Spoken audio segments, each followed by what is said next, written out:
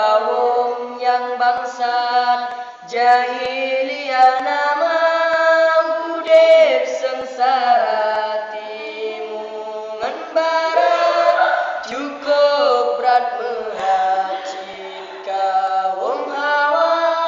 merasa hina jatuh martabat leureng arah getanam sigrat nibak dua Rabiul Awal rahmat batuhan ketanya dumna nibak Aminah lahir janjungan yang kehendak Tuhan pandang dunia yang sembah patungan mata urang memacam bagodung durjana kahabeh tua ketuhan sidra malangan urang syaitan pedaya bangsi gomdonya melake rahmat ubah hadarat mepinta oh ya Tuhan lun ya Rabbul ibad Nabi Muhammad neutus sigra nibak dua Rabiul Awal rahmat batuhan ketanya dumna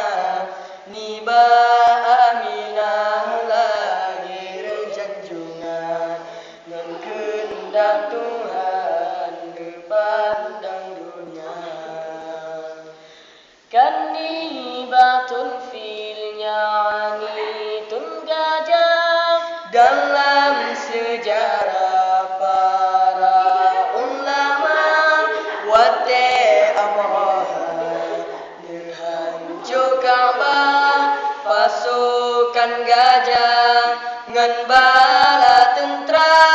tayron ababil nyan tentera Allah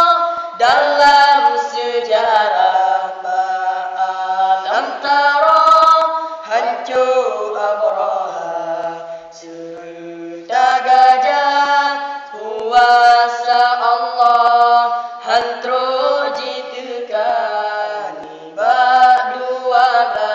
Rabiul Awal rahmat batuhan ketanya dumna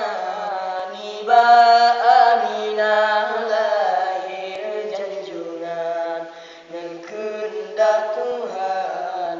pandang dunia leru to namplo patung dan Ka'bah nama yang menggalak dan Uzza watelillahi ya Rasulullah patung lam Ka'bah hancur binasa